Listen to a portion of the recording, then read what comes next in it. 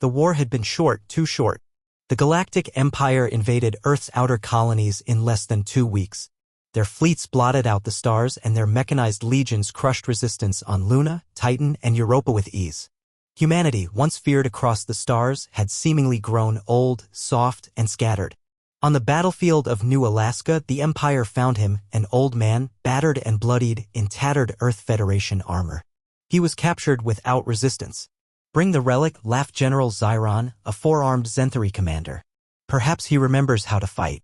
The human was thrown into a holding chamber aboard the dreadnought Zarquin. The alien officers mocked him, parading him through corridors. Soldiers laughed. One spat on his boots. Another took his name tag and wore it as a joke. John Rains, the tag read. A forgotten name from a forgotten era. At the War Council, General Zyron addressed the captive. "You humans were once warriors," he sneered. "Now you're just bones in museums." The old man didn't flinch. "You want war?" he said slowly, voice graveled by age but sharp as a blade. He looked up, eyes blazing beneath a bruised brow. "We will give you war." The laughter stopped, because something in his voice wasn't a threat. It was a promise. That night, the dreadnought's lights flickered. Alarms blared. Systems glitched. And then it came. A transmission from deep space, ancient frequency long since buried. One word. Awaken. The Zarquin's orbit turned red as human stealth ships decloaked all around it. Not Earth Federation vessels, something older. Meaner. Marked with black steel and red sigils.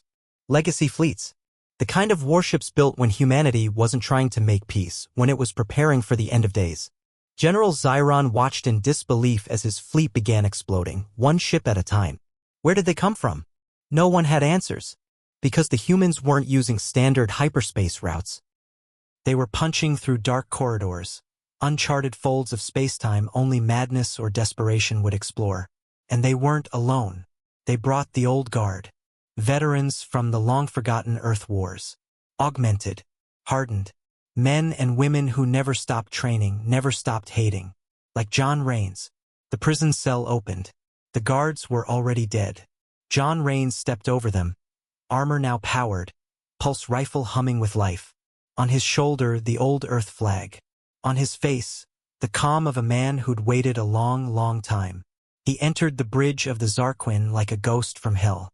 General Zyron raised his weapon, but Rains shot first. "You shouldn't have laughed," he said. Across the galaxy, sleeper cells activated. Human saboteurs embedded for decades triggered EMPs, virus bombs, and reactor overloads. Empire strongholds went dark. Artificial suns blinked out. Cities collapsed in coordinated silence. It wasn't just war. It was a reckoning. The Galactic Emperor, watching from his crystal throne on Zenthra 9, screamed in disbelief. These humans were finished. They were defeated. But his war council was gone. Vaporized in a flash strike that breached planetary shields humanity was never supposed to know existed. One last message played across every channel. "You started a war with an old man, but you forgot who taught this galaxy how to wage it. We were quiet. Not broken. We were waiting. We're done waiting." And so the stars bled. Empires fell.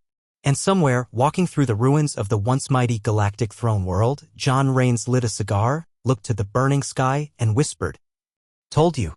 The Galactic Empire laughed at a captured old human. Until he said, "You want war? We will give you war." And then they stopped laughing.